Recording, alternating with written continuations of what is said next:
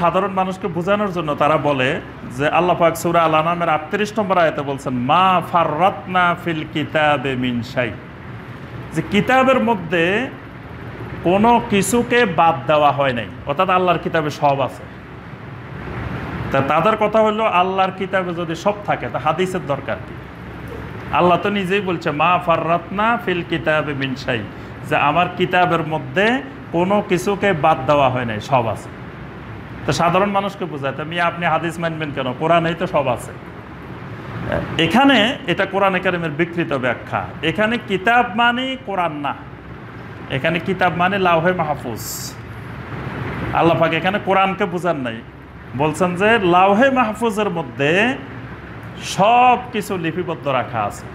আল্লাহ পাক আসমান জমিন সৃষ্টিরও আগে যখন আল্লাহ পাক কলম তৈরি করছেন, তখন কলম দিয়ে যা কিছু ঘটবে পৃথিবীতে সব আল্লাহ পাক লাউহে মাহফুজে লিখে রেখেছেন। এখানে কিতাব মানে লাউহে মাহফুজ। তাহলে এটা এই আয়াতের বিকৃত ব্যাখ্যা করে বোঝানো হচ্ছে যে কোরআনে সব আছে।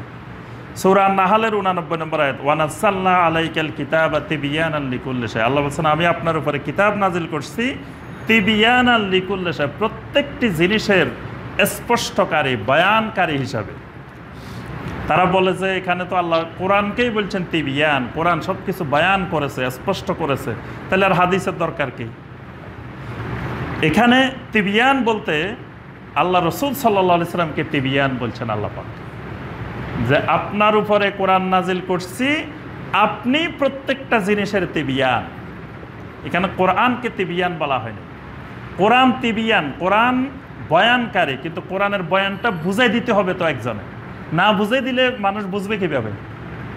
কোরআনে সব আছে, এখন আমরা কি সবাই কোরআন থেকে বাইর করতে পারবো? কেউ না কেউ তো আমাদেরকে কোরআন থেকে তাফসির করে বুঝাই দিতে হবে। তো এখন কোরআনে কারিমে সব আছে, আল্লাহ পাক সব বয়ান করছেন, কিন্তু এই বয়ানটা মানুষ জানবে কিভাবে? পৃথিবীর মানুষ যদি মানুষ এমনি জানতে পারতো তাহলে তার নবী রাসূলের দরকার হতো না। আল্লাহ পাক জিবরিল আলাইহিস সালামকে দিয়ে একটা কিতাব দিয়ে দিতেন, বলতেন যে যাও তোমরা প্রত্যেক দেশে নিজেরা পড়ে পড়ে আমল করো। আল্লাহ পাক রাসূল দিলেন, নবী দিলেন এই জন্যই যে তিনি এই কিতাবটা বয়ান করে দিবেন, তিবিয়ান করে দিবেন, এবং তার হায়াতটা, তার আমলটাই কোরআন। এজন্য আম্মা জান আয়েশা রাদিয়াল্লাহু তাআলা আনহাকে সাহাবায়ে কেরাম এসে বললেন আল্লাহ রসুলের কিছু সিরাত, কিছু আখলাক আমাদের সামনে বর্ণনা করেন। তা আম্মা জান বললেন আমি কি বর্ণনা করবো, সারা জীবন বর্ণনা করলেও তো শেষ হবে না। কানা খুলুকুহুল কোরআন, যে আমার রাসূলের আখলাক, আমার রাসূলের আমাল, আমার রাসূলের চরিত্র হলো কোরআন। কোরআনের জীবন্ত নমুনা, বাস্তব নমুনা আমার রাসূল। কোরআনে আল্লাহ যা বলছে আল্লাহ রাসূল সাল্লাল্লাহু আলাইহি ওয়াসাল্লাম তাই করছেন। তাহলে রাসূল সাল্লাল্লাহু আলাইহি ওয়াসাল্লামের হায়াতটাই কোরআনের ব্যাখ্যা। তো সুতরাং তোমরা কোরআন পড়ো, ওইটাই নবীর জীবনী। কোরআনে কারিমটাই আমার রাসূলের জীবনী, রাসূলের সিরাত। কারণ এই কোরআনটাই নবী সাল্লাল্লাহু আলাইহি ওয়াসাল্লাম 63 বছর জিন্দেগিতে বাস্তবায়ন করছেন, আমল করছেন। তো এইটা জানলে তুমি রাসূলের সিরাতও জেনে যাবা। তাহলে এখানে আল্লাহ পাক এই তিবিয়ানান লিকুল্লি শাই বলতে এই কথা বোঝান নাই যে শুধু কোরআন মানলে চলবে, হাদিস মানা লাগবে না। রাসূলকে মানাটাই তিবিয়ানান লিকুল্লি শাই। আচ্ছা, আরেকটা কথা হলো কোরআনকে আল্লাহ সহজ করছেন, তাহলে হাদিসের দরকার কি? যেমন আল্লাহ পাক কোরআনে অনেক আয়াতে বলছেন ওয়ালাকাদ ইয়াসসারনাল কোরআনা লিযিকরি ফাহাল মিন মুদ্দাকির। আল্লাহ পাক বলছেন আমি কোরআনকে উপদেশ গ্রহণ করার জন্য, বোঝার জন্য একেবারে সহজ করে দিয়েছি। ফাহাল মিন মুদ্দাকির, উপদেশ গ্রহণকারী কেউ আছে কি? এই কথাটা আল্লাহ পাক কোরআনে অনেক জায়গায় বলছেন। তো তারা যুক্তি দেয় যে আল্লাহ তো বলছেন এখানে কোরআন সহজ করে দিয়েছে, তাহলে কোরআন সহজ যে কেউ পড়লেই বুঝবে, আবার ব্যাখ্যার দরকার কি? এটাও কোরআনে কারিমের এই আয়াতে কারিমের বিকৃত ব্যাখ্যা। এখানে আল্লাহ সুবহানাহু ওয়া তাআলা বুঝাতে চেয়েছেন যে কোরআনে কারিমকে আল্লাহ পাক সহজ করেছেন, যে এটার আমলের ক্ষেত্রে সহজ, মানে কোরআন মানাটা মানুষের জন্য সহজ। কারণ কোরআনে যদি আল্লাহ কঠিন কঠিন হুকুম দিয়ে দিতেন যেগুলো মানুষের পক্ষে মানা সম্ভব না, তাহলে তো মানুষ কোরআনের আমল করতে কীভাবে? এই জন্য আল্লাহ পাক বলছেন কোরআনকে আমি সহজ করছি লিযিকরে। জিক্রে মানে উপদেশ গ্রহণ করার জন্য, আমল করার জন্য। কোরআন সহজ আমল করার জন্য, কিন্তু কোরআনের ভাষা কিন্তু কঠিন। ভাষা আল্লাহ সহজ করেন নাই, কারণ কোরআনকে আল্লাহ পাক চ্যালেঞ্জেবল করে, মুজিজ করে নাজিল করছেন। কোরআনের ভাষা যদি কঠিন আকারের না হইতো তাহলে তো মক্কার মুশরিকেরা এরকম কোরআন বানায় নিয়ে আসতে পারতো। কিন্তু আল্লাহ পাক বারবার চ্যালেঞ্জ দিয়েছেন যে একটা আয়াত নিয়ে আসো, 10টা সূরা নিয়ে আসো, একটা সূরা নিয়ে আসো কোরআনের মতো।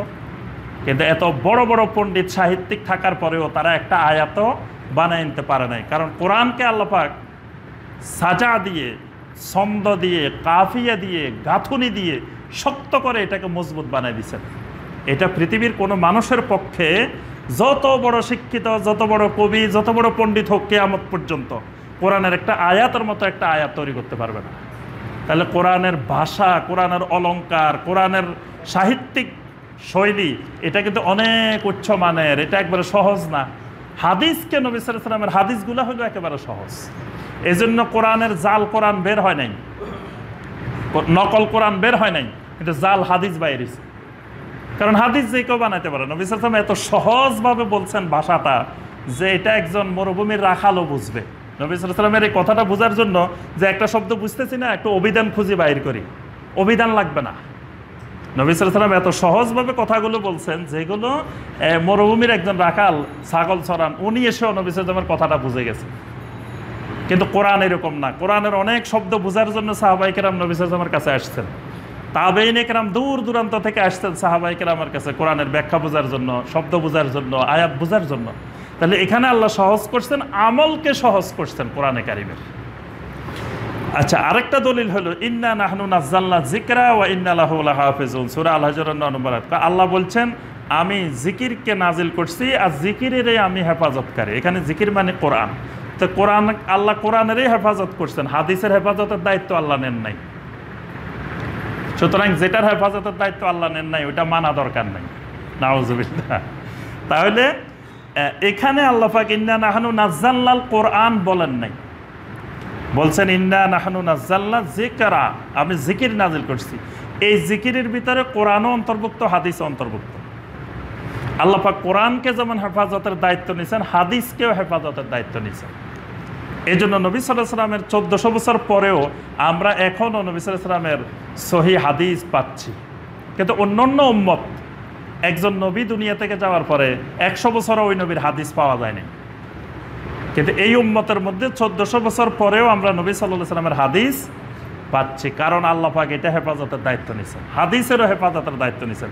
হাদিসের হেফাজতের দায়িত্বের কারণেই আমরা জাল হাদিস চিহ্নিত করতে পারছি, দঈফ হাদিস চিহ্নিত করতে পারছি, সহিহ হাদিস ঠিক করতে পারছি। এটা যদি আল্লাহ পাক দায়িত্ব না নিতেন হেফাজতের, তাহলে আমরা এগুলো চিহ্নিত করতে পারতাম না। তখন হাদিসগুলো সব আমাদের সামনে এলোমেলো হয়ে যেত, কোনটা সহিহ কোনটা দঈফ।